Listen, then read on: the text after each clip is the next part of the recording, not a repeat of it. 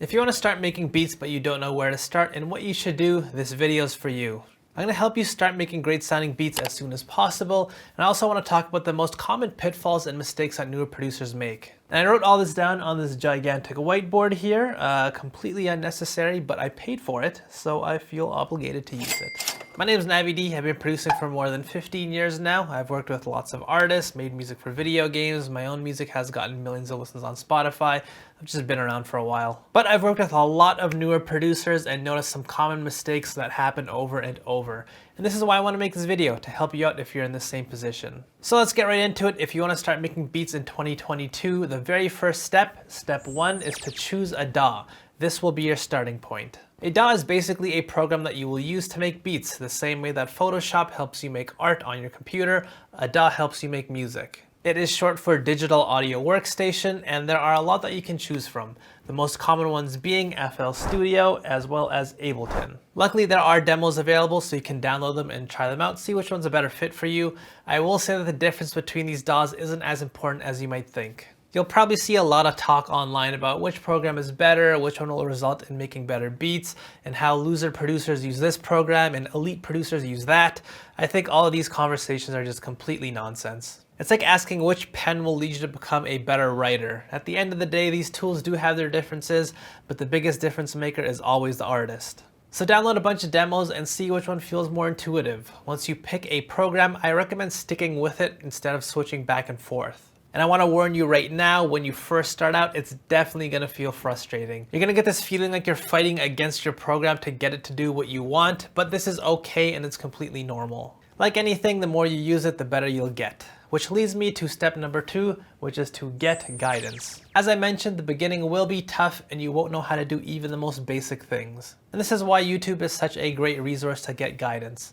Personally, I have a full guide on how to get started with FL Studio, so if you need help, check that video out. I'll also link that in the description. I have lots of videos covering basic beat making, but even if you don't like my personal approach or teaching style, there are a lot of other creators who do great work that you might like more. But if you do find me very witty and charming and quite lovely, please think about subscribing and hitting the like button because it really helps my channel out. And eventually, if you start to hate me, just unsubscribe. I won't be mad at you. So a good idea is to use Google and YouTube to solve specific problems, like how do I make a good drum pattern, or how do I sample, or how do I use this specific tool, and so on. But this is where we must cover yet another pitfall. What's most important is to actually get started and make beats, no matter how bad they might sound. A really common mistake is that sometimes people can trick themselves into thinking that they're learning and improving by just watching video after video or reading tons of articles. While those things are definitely valuable and helpful, you can easily get caught up in a cycle of wanting to watch tutorials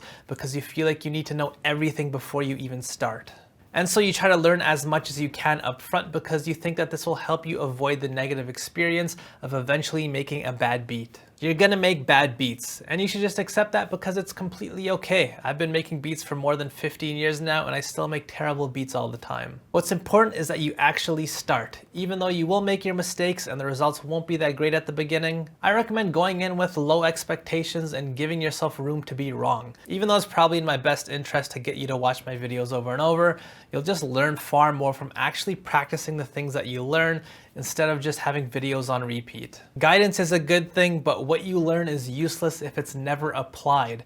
What's far more important is to actually start trying to do things yourself. Now, when you first start making beats, you'll find that you have one immediate hurdle that will just be obvious, and this leads me to step number 3, which is to build your library. Most beat making programs don't come with the greatest default sounds or tools, and some of them are actually pretty horrendous. And when you hear a lot of the beats that inspired you to get started with producing, you can hear that they're just using different sounds than you are. So one way to help you improve your beats at the very start is just by using better sounds. This sounds pretty straightforward, but it actually makes a huge difference. And luckily, there are tons of free resources for great sounds and tools online. What I've done is I've compiled a list of some free resources in the description box below that you can use. In my opinion, downloading free sounds and plugins will give you enough to get started. And yet again, this is yet another really important pitfall that you must avoid, which is the urge to buy expensive stuff. I'm going to tell you exactly what's going to happen when you first start making beats. Your music's just not going to sound that great. You're going to go in with these high expectations for what you want your beats to sound like, but you just will not reach it. Everyone goes through this. And when this happens to you, because it will, there are two different ways, two paths that you can take. One is to accept that you aren't all that great right now, and that's okay. If you continue to develop and practice and work, you will improve.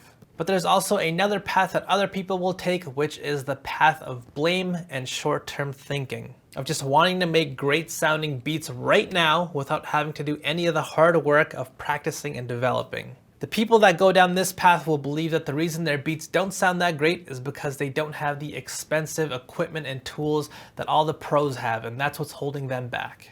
I'm going to tell you right now, this is a huge trap that you need to avoid.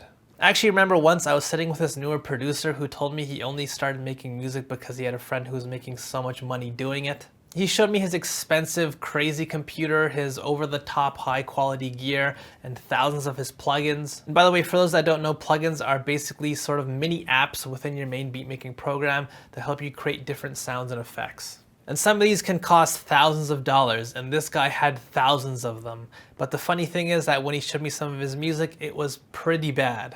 And this type of person is very common. Instead of learning how to actually get better, it becomes far easier to just blame your tools and resources. Then you go and buy and download more and more stuff while telling yourself, this is how I get good. I'm improving because I have so many tools now. If you do this, I'll tell you exactly what's going to happen. You're going to end up wasting a lot of money, and your music still won't be great. It will be bad, but just in a different way. A quote that I always like is, play stupid games and win stupid prizes. What you need to do is focus on playing the right game, developing the right skills and abilities that are actually going to be the big difference makers for your own beat making. Now let's talk about developing the right skills, and this leads me to step number 4, which is to start small. What can make beat making so difficult at the beginning and so overwhelming is that you just feel like you have to learn so many different things just to make one beat. There are so many aspects that you need to go right and so many skills required in order for you to make a beat that actually sounds good. And after having reviewed a lot of newer producers' beats, I would recommend that you actually start as small as possible. Meaning, don't worry about making a full 3-minute beat when you first start out. A good place is to just focus on making a loop. Now, what does this mean? With most beats, you may have noticed that for the most part, it's just the same loop playing over and over again. There may be changes throughout the beat, sounds that come in and out, but fundamentally the building block is that main loop. So I recommend starting here. Learn which instruments sound good together, how to choose sounds well, how to build out a good drum pattern. These are the core skills that you should be learning at the very beginning. Even if you have to use pre-made samples or drum breaks instead of making every single piece of your beat yourself, start here. And by the way, using these things are nothing to be ashamed about. Even producers who've been making beats forever like me use these. Again, after I've reviewed so many newer producers' beats, when they don't have these core skills down, everything that they do afterwards never ends well. And the main reason is because that main loop that you build, that's basically going to be the foundation that you use to build your full beat. And as you can imagine, if you start by building a poor foundation, anything that you build on top will fall apart. It's like building a house. I can do all the right things, get the highest grade material for the house, spend hours making sure every piece is put together perfectly, but if the foundation's built on jello, guess what's gonna happen? All it's gonna take is for one hungry person to come along and eat the foundation. Everything that you built on top will fall apart, and all that hard work will be for nothing. The same could be said for beats. If you're trying to make a full beat, but your main loop just does not sound great, good luck getting the full beat to sound good.